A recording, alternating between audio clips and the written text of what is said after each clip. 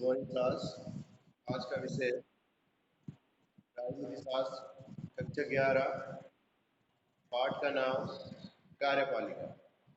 कार्यपालिका में हमने सबसे अधिक कार्यपालिका के कार्य रूपों के बारे में पढ़ा कि कितने प्रकार की कार्यपालिका होती है। जैसे नाम मात्र की कार्यपालिका, जैसे भारत का राष्ट्रपति है, इंग्लैंड का महाराजा होता है। तो नाम मात्र की मतलब जो मेन दावेदारी होती है वो मंत्रिपरिषद की होती है। राष्ट्रपति जो है वो खाली उस साइन करता है। तो मतलब जो भी कानूनों का निर्माण होता है वो किसके द्वारा होता है?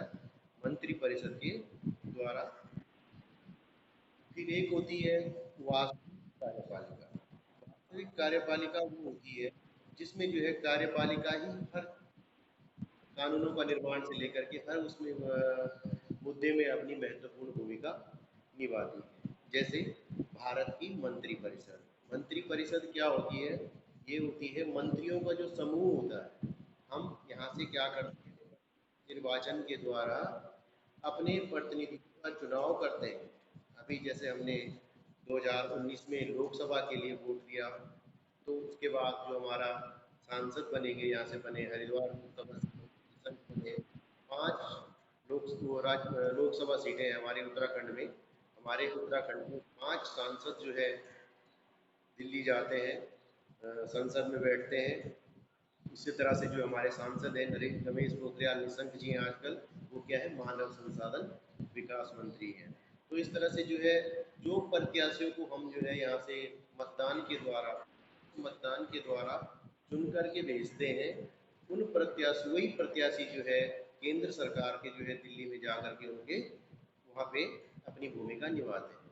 फिर मंत्री उनको कार्यभार दिया जाता है, उनको जो है मंत्रालय सौंपे जाते हैं कि भाई किस विभाग का कौन मंत्री होगा, किस विभाग की देखरेख किसके जिम्मे होगी।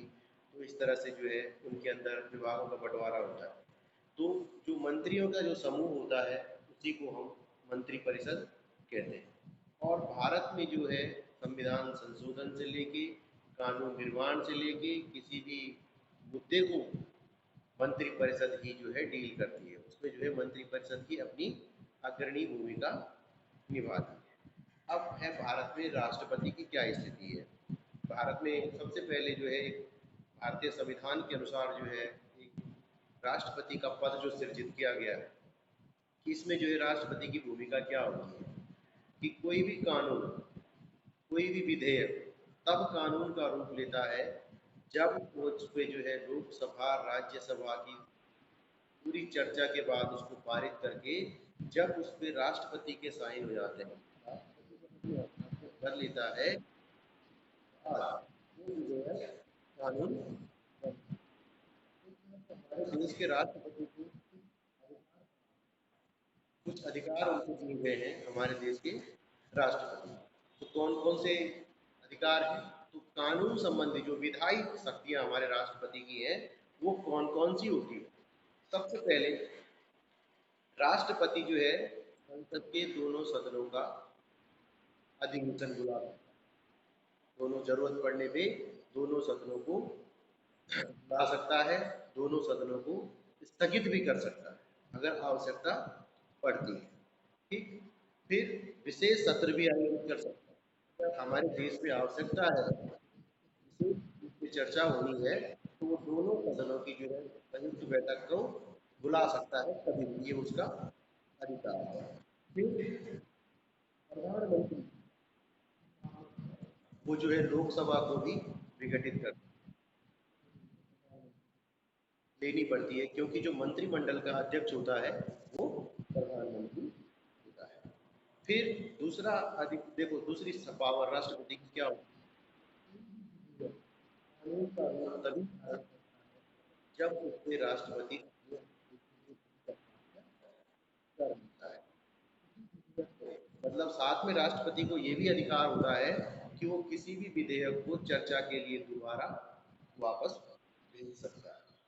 माना लोकसभा में वहाँ से पारित हुआ, फिर वो विधेयक राज्यसभा में जाता है, राज्यसभा में भी पारित होकर फिर राष्ट्रपति की स्वीकृति के लिए जाता है।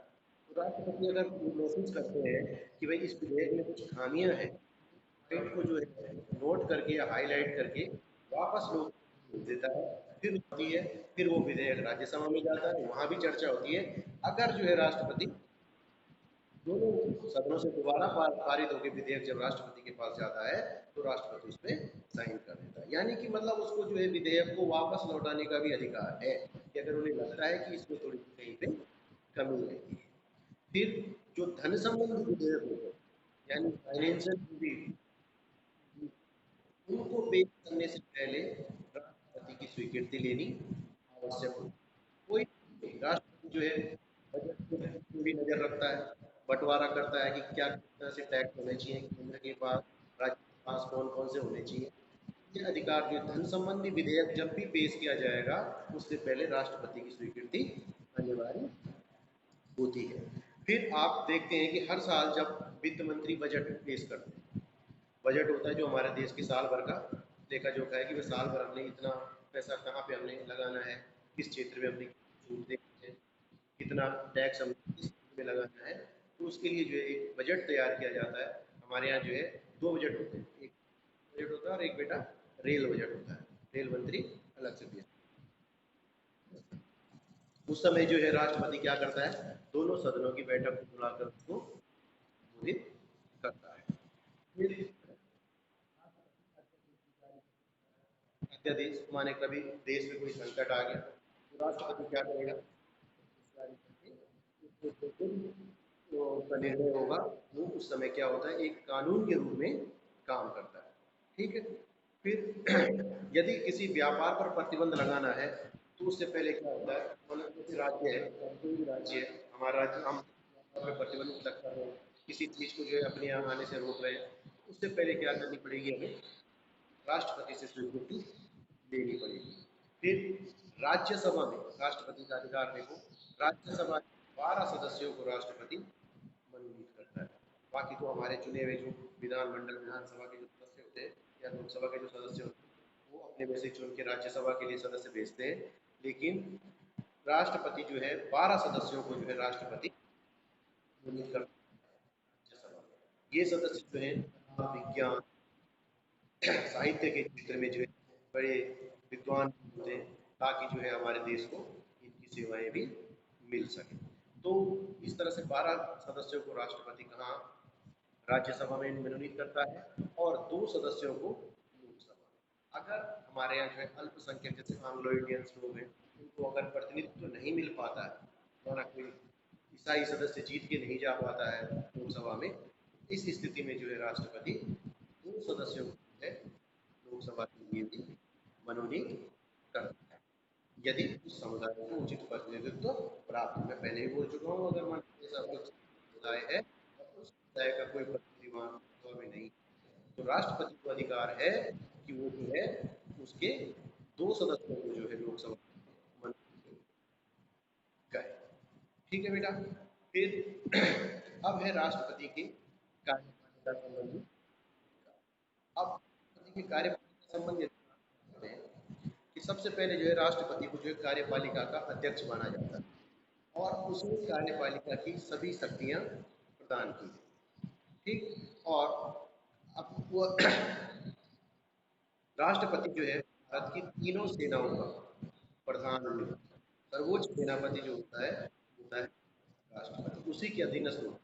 तो उसमें कौन से अधिकार राष्ट्रपति के, इसमें जो है युद्ध, शांति, संधि, इन सबका जो घोषणा करने का अधिकार है राष्ट्रपति के द्वारा होता है। मतलब किससे जो है अब माना युद्ध करने की नौबत, राष्ट्रपति ने निर्णय लिया, संधि किस देश से करनी है, शांति व्यवस्था। फिर दूसरा का अधिकार क्या है, प्रधानमंत्री की नियुक्ति का। लोकसभा में जिस दल का जो है बहुमत होता है नेता को नियुक्त करता है। ठीक है। तो प्रधानमंत्री की नियुक्ति भी करता है और प्रधानमंत्री के परामर्श से उसकी सलाह पर जो है मंत्रिमंडल के अन्य मंत्रियों की नियुक्ति भी करता है। फिर राष्ट्रपति क्या करता है, तीनों सेनाओं के अध्यक्ष, थल सेना, वायुसेना और इन तीनों सेनाओं के जो अध्यक्ष हैं उनकी नियुक्ति करता है। उच्चतम न्यायालय यानी सुप्रीम कोर्ट, उच्च न्यायालय यानी हाई कोर्ट, इनके न्यायाधीश की नियुक्ति करता है। भारत के मुख्य चुनाव आयुक्त की भी नियुक्ति करता है। इतने अध्यक्ष जो राष्ट्रपति जो इतने है कि प्रधानमंत्री, मंत्रिमंडल, चुनाव चुनाव आयोग, सुप्रीम कोर्ट, हाई कोर्ट के जो जज होते हैं, सर्वोच्च न्यायालय, उच्च न्यायालय, इनकी नियुक्ति राष्ट्रपति करता है। फिर भारत में वो विदेशों में भारत के राजदूत भेजना, किसको भेजना है, किस देश में पहुंच जाएगा, ये भी निर्णय राष्ट्रपति करता है। फिर अंतर्राष्ट्रीय क्षेत्र में देश का प्रतिनिधित्व भी करता है। ठीक, फिर ये तो हो गया उसका कार्यपालिका संबंधी। अब है बेटा न्याय संबंधी अधिकार। अब न्याय संबंधी अधिकार में देखो, पहले भी बता चुका हूँ, राष्ट्रपति जो है सर्वोच्च न्यायालय सुप्रीम कोर्ट के न्यायाधीशों की भी नियुक्ति, साथ में हाई कोर्ट यानी उच्च न्यायालय उसके न्यायाधीशों की भी नियुक्ति करता है। भारत का सर्वोच्च न्यायालय यानी सुप्रीम कोर्ट नई दिल्ली में है, और हमारा जो उत्तराखंड का हाई कोर्ट है, उच्च न्यायालय, वो ठीक। फिर राष्ट्रपति न्यायाधीशों की नियुक्ति करता है, जो जज होते हैं उनको भी राष्ट्रपति अपॉइंट करता है। देन राष्ट्रपति को कानूनी अधिकार ये होता है बेटा, न्याय संबंधी अधिकार, अगर किसी अदालत द्वारा या कोर्ट द्वारा किसी व्यक्ति को दंड दिया गया है तो उसके दंड को जो है वो कम भी कर सकता है, सजा को घटा भी सकता है। मान जो है उम्र कैद की सजा होगी तो उसको क्या कर सकता है, उसके लिए उसकी सजा को जो है कुछ समय के लिए रोक सकता है, या उसकी सजा को कम कर सकता है, या राष्ट्रपति को लगता है कि इसको गलत मिली है तो उसकी सजा को माफ भी कर सकता है। आपने देखा कि दया याचिका लोग राष्ट्रपति के पास भेजते हैं, जैसे किसी को फांसी की सजा दी गई तो क्या करते हैं, अभी आपने देखा होगा जो निर्भया केस में को फांसी दी गई, तो वो क्या किया उन्होंने, दया याचिका लगाई राष्ट्रपति के पास। खैर राष्ट्रपति ने तो खारिज कर दी उनको, तो जब राष्ट्रपति को लगा कि इन लोगों ने अपराध किया है, जानबूझ के अपराध किया है, तो राष्ट्रपति ने उनकी सजा को कम नहीं किया। ठीक। फिर तीसरी कानूनी शर्त है बेटा कि राष्ट्रपति जो है सदनों की मांग पर सर्वोच्च न्यायालय और उच्च न्यायालय के जो न्यायाधीश जज उनको संसद की मांग के हटा सकता है। ठीक, अगर संसद को लगता है कोई जज या हाई कोर्ट का जज है या सुप्रीम कोर्ट का जज है अपने पद की गरिमा के अनुरूप काम नहीं कर पा रहा है, या भ्रष्टाचार में लिप्त है, या किसी अनाचार में लिप्त है, तो संसद में जो है संसद की सलाह पे उसको जो है उसके पद से हटाता है। एक और कि राष्ट्रपति के पास अगर किसी के मृत्युदंड की या उसके मृत्युदंड को आजीवन कारावास में भी बदल सकता है। तो ये थी बेटा राष्ट्रपति की विधायी शक्तियाँ और कार्यपालिका संबंधी शक्तियाँ। इसके बाद आपके लिए कल भारत के राष्ट्रपति के संकटकालीन अधिकार है उनको लाया जाएगा आपके सामने। ठीक है बेटा। फिर भारत के उपराष्ट्रपति के बारे में, फिर महाभियोग राष्ट्रपति को उसके पद से कैसे हटाते हैं, ये हम करेंगे कल के पीरियड में।